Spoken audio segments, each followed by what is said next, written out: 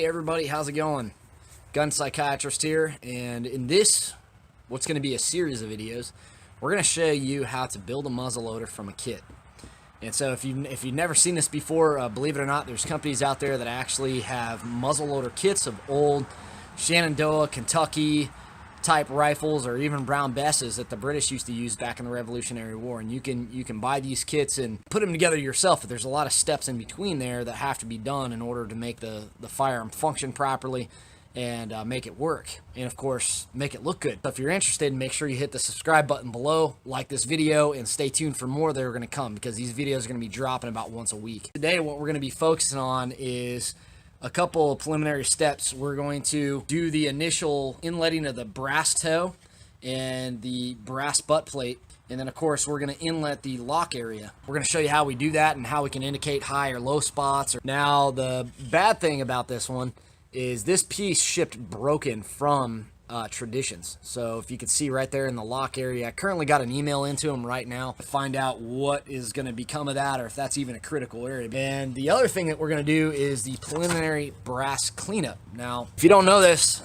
a lot of these brass pieces are casted. It looks like Traditions did a pretty good job at cleaning up most of the brass pieces in this. The good thing is, we're pretty much cleaned up. We got some very small areas that we have to run a file over on these. And that will cover all the topics for this video. The first step in this whole process of building a muzzleloader is inletting. What I mean when I say inletting is we take a series of chisels, which are actually razor sharp. I've actually sharpened these to a fine point of a razor to where I can even shave hair with them. We take these chisels and we use a tube of inletting black, and we paint parts that are going to go into the wood stock. And when we try to put these parts into the wood stock, areas that are preventing them from fitting are going to have inletting black transferred to the wood, and that's going to tell us what areas to remove with the chisels. Now, we're not talking about removing a lot. We just want to remove a very small, minute amount of material.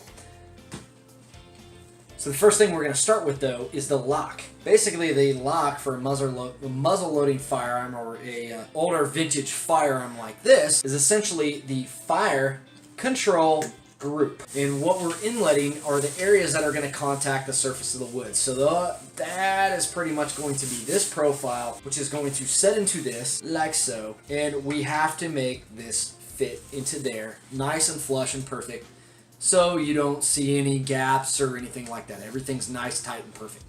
So that is what we're doing when we're going to be inletting the lock. And then we're also inletting it for function, because we want this thing to function once we set it in here. Here is the entire kit unpacked. And these are all the various parts we're looking at. I just wanted to do that to show before we start inletting this lock area. I've already started by getting this set kind of where I want it. And what I'm noticing is I'm having some issues with fitment, especially back here. Especially around here. And this area is fitting really, really well.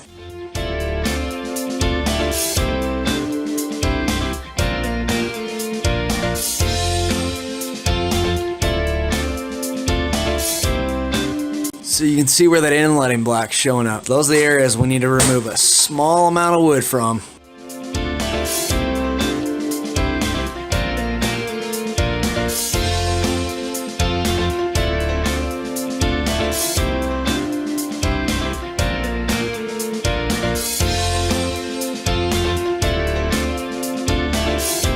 We're getting a little further here. Starting to get a good even coat all the way around.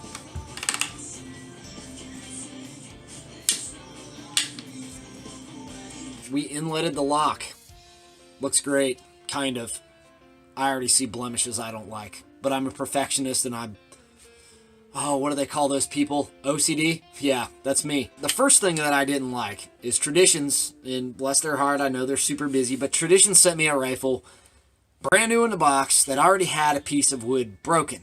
Now, I'm not going to say it's their fault, because it looks like their machining almost wipes this tolerance off the face of the map. And what I'm talking about is this through bolt hole right here. This ship's broken. And of course, I'll flash you the image just to prove it was broken when it shipped.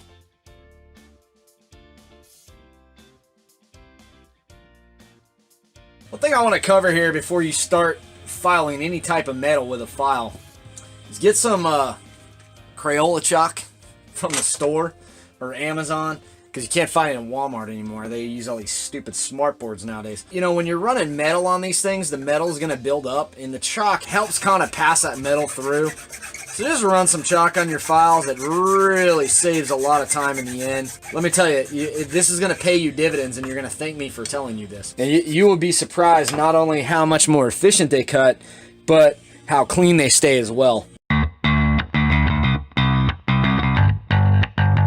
Attach this down. Now, when you run this down, because we're going to clean up this back area with a file, when you run it down, don't run it too far. And 9 times out of 10, I'm probably going to hand tighten this with a screwdriver, because I don't want to risk cracking this material right here. I mean, that's barely in, but that's pretty stiff. All right, so then we're going to start just working this area and cleaning up some of this brass. We want a good level surface, so.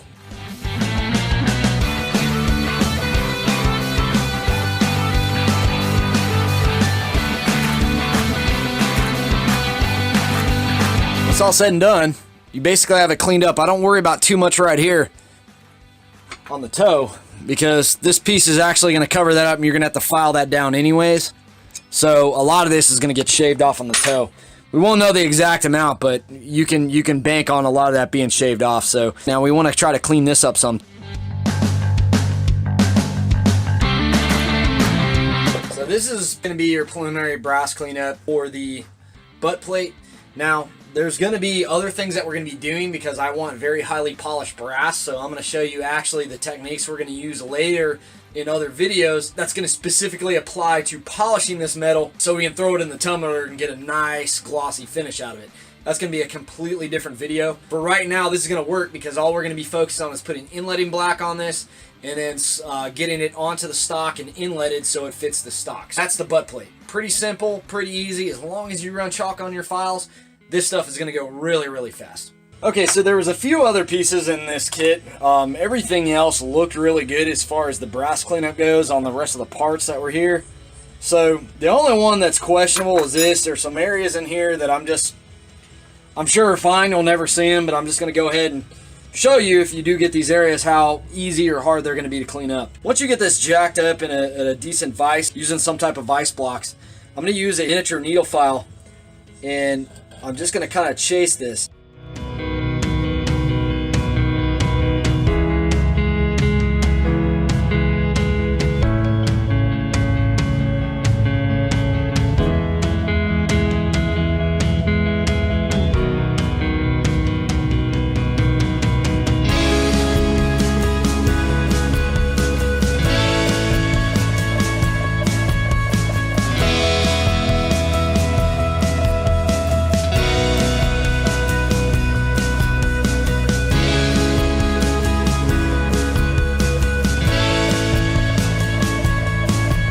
So, preliminary brass cleanup's done. Now what we're going to move on to is inletting the buttstock and final installation of the toe plate. So what I'm going to do is I'm going to trace this out. Time to get things going my way.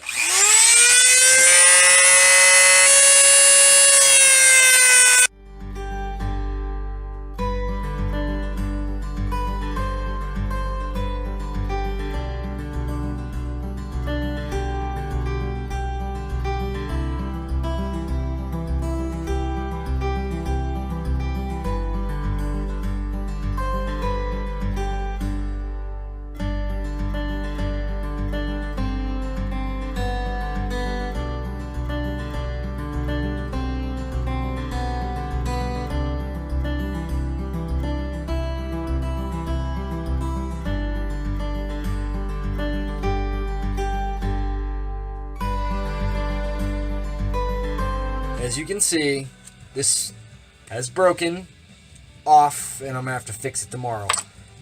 Luckily, this inletting is about as good as it's gonna get.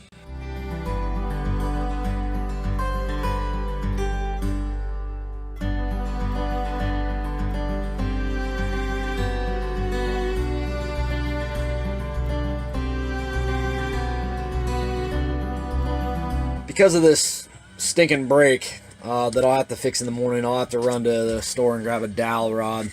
But because of that, I can't finish this. Once I can get this fixed, I'll basically drill this out, run a dowel rod down, put the epoxy on, let it set, and then finish zipping this off. That'll go flush, but before I can do that, I'm going to have to remove some wood from in here to lower this down some. That way it'll come off and set flush. Right now you can see you got that gap in there. I'm going to tell you 2 lessons that I learned today. The first lesson, when it comes to inletting the butt, throw these the hell in the garbage. A chisel is made for working on a flat surface. So when you have a curved surface, all you're going to do is chisel in flat damn surfaces to it. It's garbage. What you need is something that's round that matches the curvature of the surface and a little bit of finesse to inlet the damn plate. Now that we've established that, before you rip all your hair out or break a piece of your stock off, I would highly suggest going to the store and buying a Dremel tool, or go to Harbor Freight and buy a Dremel tool with a little barrel sander. That's going to allow you to do the inletting right there, because I got pretty dang good results with a barrel sander. With these pieces of junk, all it does is create uneven surfaces. So if you want to save the strands of hair on your head or not go bald or gray in the process, that's the best 2 pieces of advice I'm ever going to give you. Now that I've gone to the store, we're going to focus on repairing the crack in the stock. So best way I would think to do this is, number 1, you're going to need epoxy. Number 2, you're going to need a means to reinforce it. So one of the best things I can think of, I have a very strong solid piece of oak wooden dowel rod. So what we're going to do is we're going to drill a couple holes in that are somewhat snug to these, and we're going to drive these down in there and then epoxy everything into place. So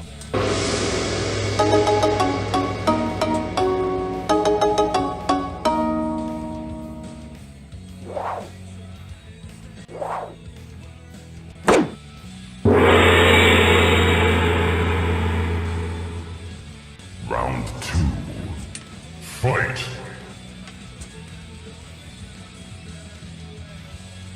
I'm gonna pop this off.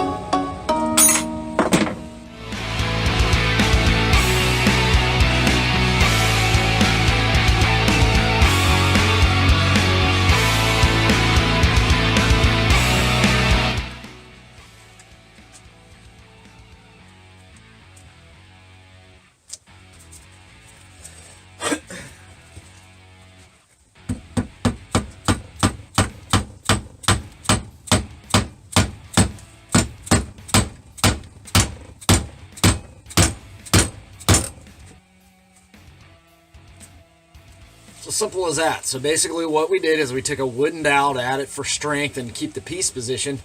We epoxied it in place and put epoxy over the areas that were cracked. Luckily, this was a very clean break, so repairing it was pretty easy. When we go to kind of remove some material off the top of this toe area, hack this off and then smooth everything. That's basically the repair fix. I know it looks like crap right now, but once the epoxy cures, you know, you'll be able to see it and you'll be like, wow, oh, that's a pretty cool little fix. So, and it's strong too.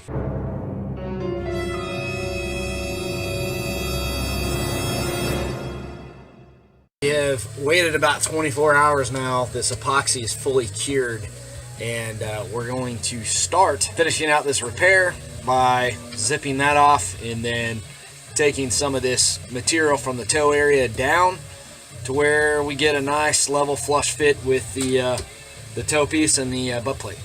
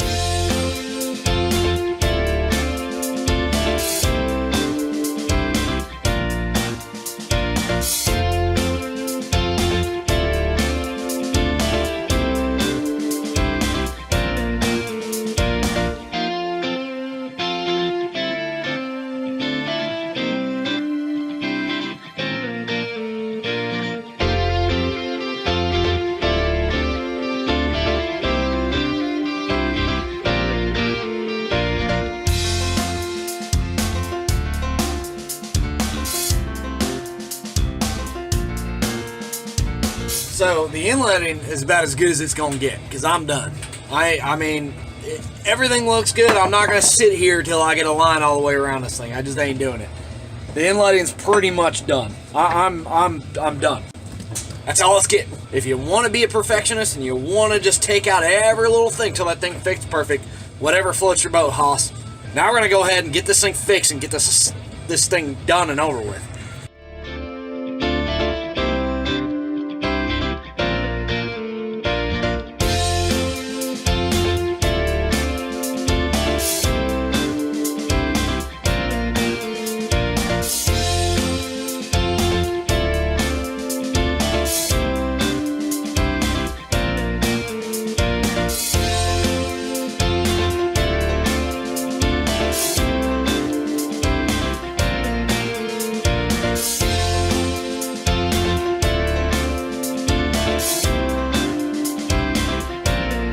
So, as you can see, we have this done.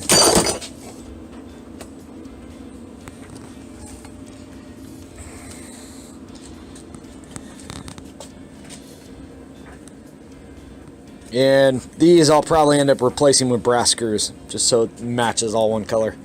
Polish those up, that's going to look really nice. But there's the inletting.